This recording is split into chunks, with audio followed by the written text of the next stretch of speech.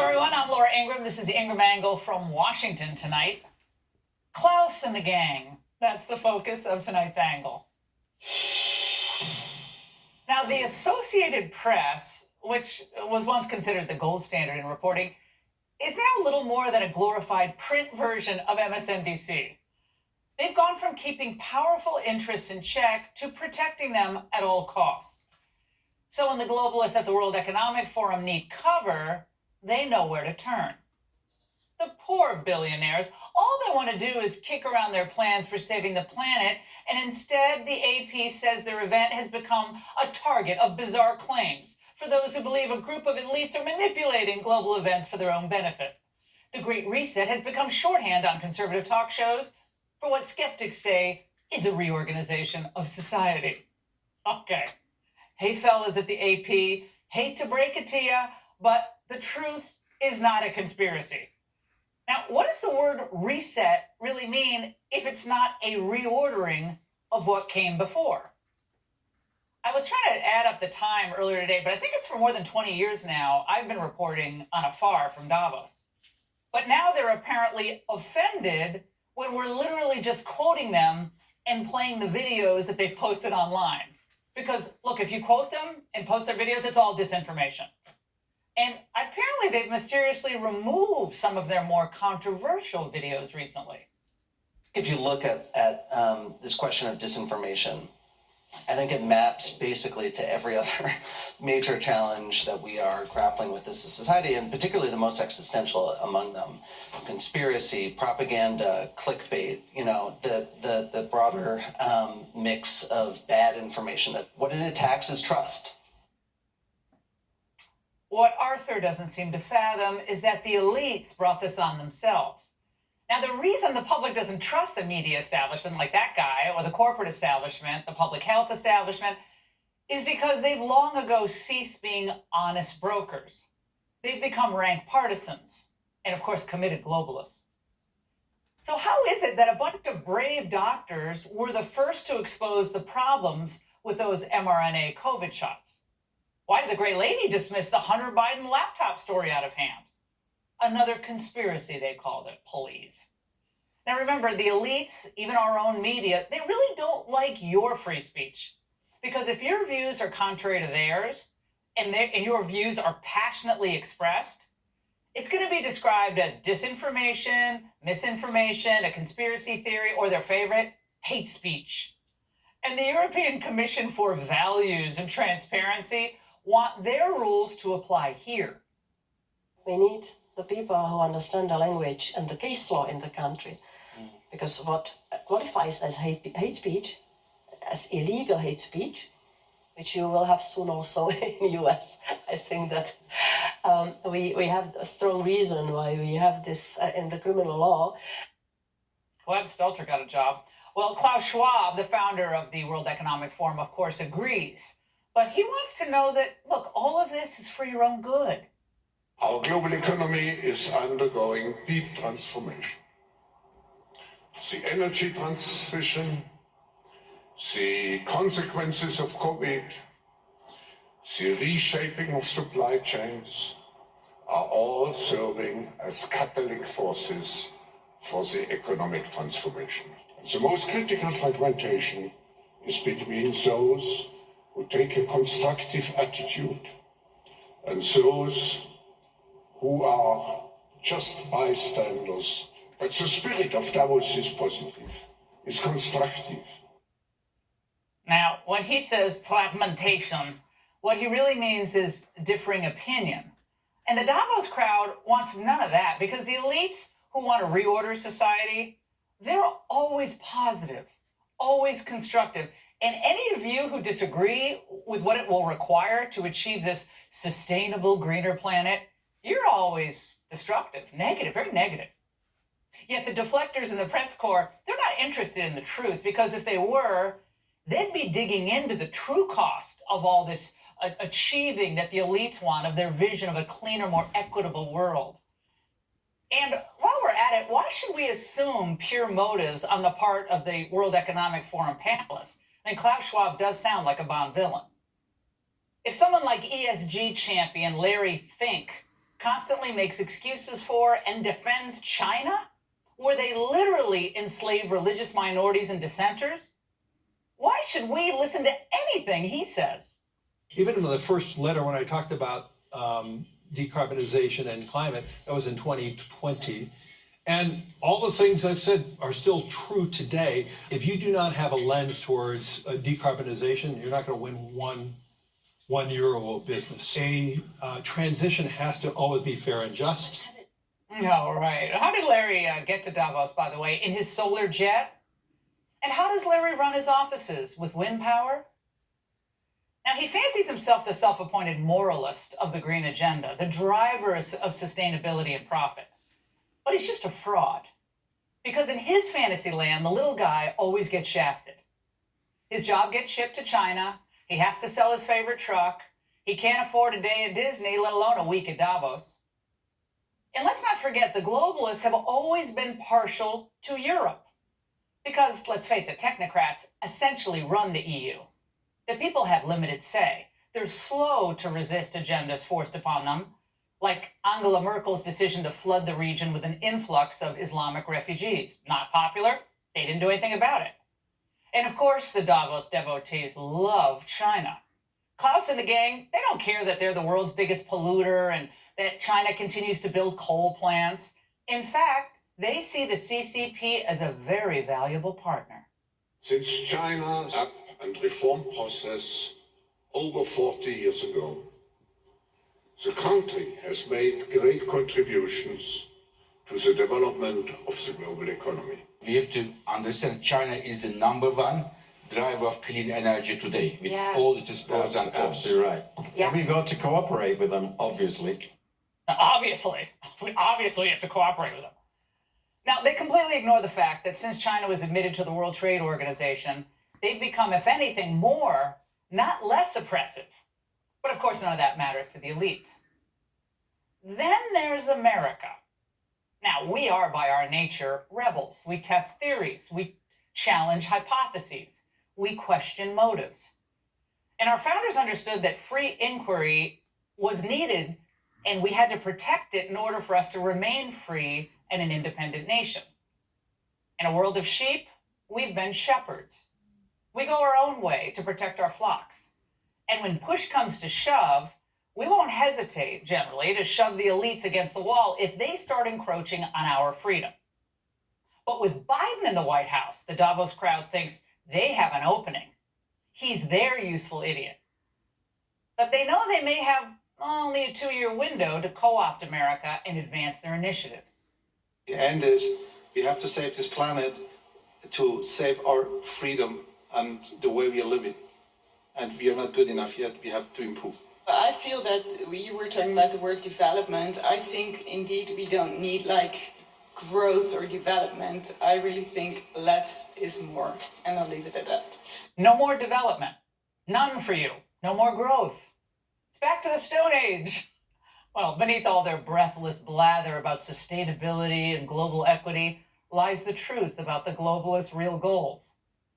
Look, we're not experiencing a planetary emergency. They're experiencing a power emergency, meaning theirs is in jeopardy. Protecting their own perches of influence and money, consolidating their power by any means necessary is their aim.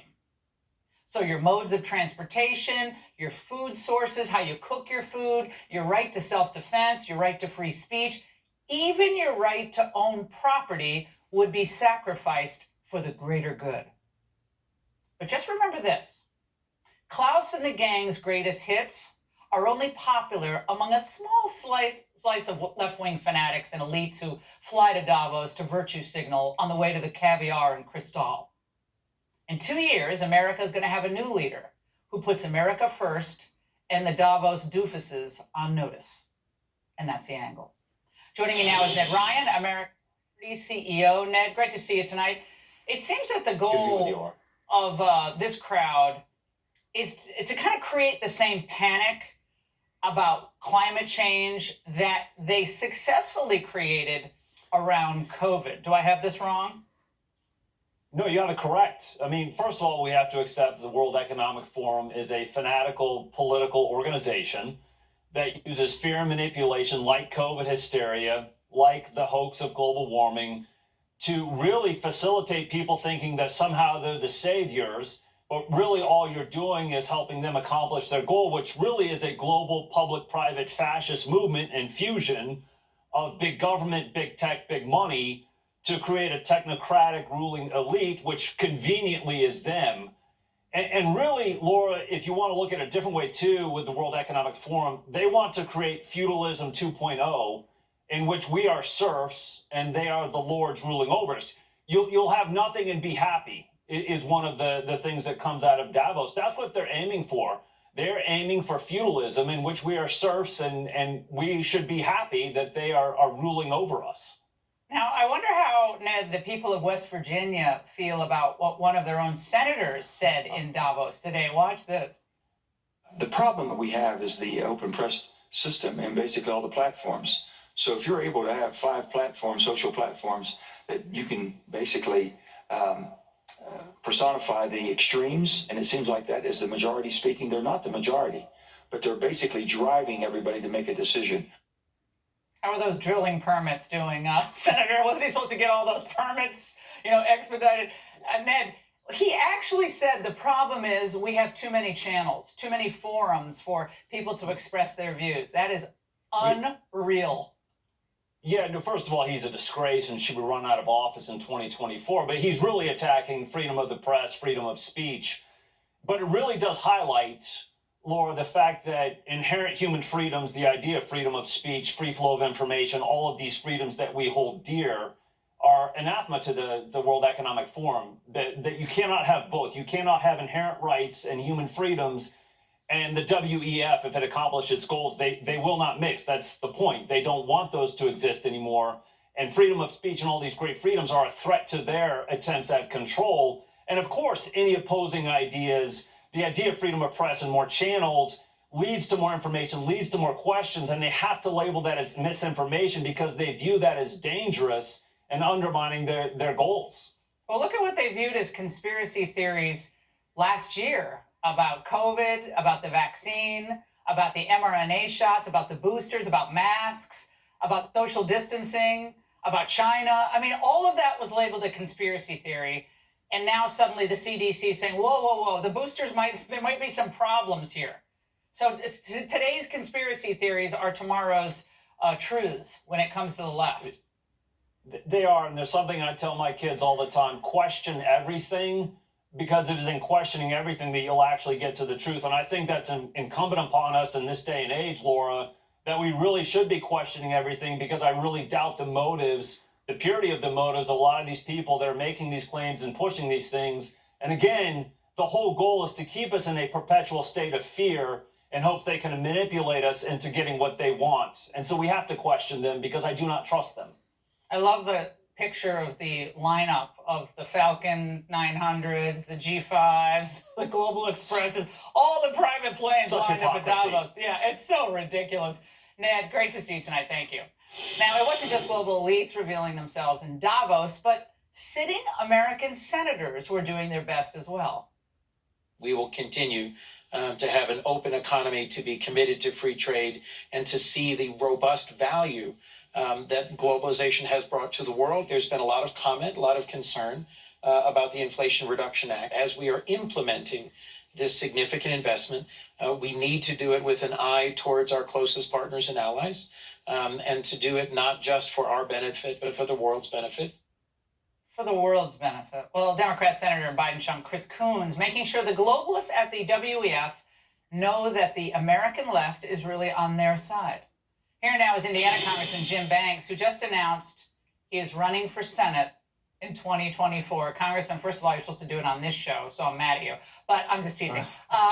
Coons said that it's accepted among far too many Republicans as well, is it not? That globalism and globalization has been, without a question, good for the working people of America? Is that how you see it? That couldn't be further away from how I see it, how most Hoosiers see it. And it's exactly why, Laura, I kicked off my campaign for the Senate today, because of Democrats like him and even some Republicans who have gone along with this globalist agenda that has turned America upside down, put the rest of the world's interest ahead of the interest of our own country. I'm sick and tired of it. I've been a leading conservative populist fighter in the House. And every time I look over at the other side of the Capitol and see how so many of these Republicans go along to get along with these left-wing radicals on the other side, the Democrats, they don't put up a fight. That's why I want to go to the Senate to shake it up, be a fighter in the Senate, and fight for our values, to put America first. That's why I kicked off my campaign today. Isn't it time to put everybody on notice and get everyone on the record on issues like, why do we have TikTok in the United States, given what we know about the security implications of that and what it's doing to our children? You know, why are we still engaging with China on essential items that we need to manufacture in our own country? Why are these things still happening? And allow people to go on the record, yes or no. Should we ban TikTok? And should we still allow China to manufacture essential items that we need in this country? Absolutely. I mean, the Biden administration has turned over the keys to China. And where are the senators fighting back against it to put America's interest over China's interest? You know, in the House last week, we just passed a select committee on China to put a focus. I think this will be a big part of our House majority legacy over the next couple of years, to put our focus on doing what we have to do to hold China accountable and develop a strategy to get America back in a stronger place when it comes to the competition with China. I don't see the same fight in the Senate. In fact, I see the opposite. So we need senators who are gonna hold China accountable. That's the kind of senator that I'm going to be. Yeah, in 2024, everyone has to have been put on the record on these issues, period, and then we'll see what the voters want. Now, I want to play some more sound from this Davos event where all the global elites were gathering. Now, this is from a supposedly moderate congressman, one of your colleagues, Seth Moulton. Watch. I have a constituency that I'm trying to keep healthy, and I can't get them to take a COVID vaccine because of misinformation that's propagated on the internet. And that's where this becomes a much tougher, more difficult, but also just a bigger concern. Now, your reaction to what is obviously this maniacal push from Democrats to curb speech in the United States while they're over there with their, fancy, highfalutin friends. Yeah, beware of politicians who appear out of nowhere and come and tell us that they're here to save us. And that's what my colleague was talking about at the World Economic Forum, overseas, putting down his own constituents. And that's what I'm talking about. This is just insane. I can't imagine that I would ever be invited to the World Economic Forum. I sure wouldn't go. It wouldn't fit in. But if I went there, the opposite. My message would be the opposite. That America is here to be the leader, to put America in a stronger position, to put America first. That's the message that members of Congress and the Senate should be sending abroad, not a weak message that puts America down. Well, I think the rest of the world is better. The rest of the free world is safer when America is stronger. There's no doubt about that. Congressman, we're going to be watching this campaign. Good luck to you.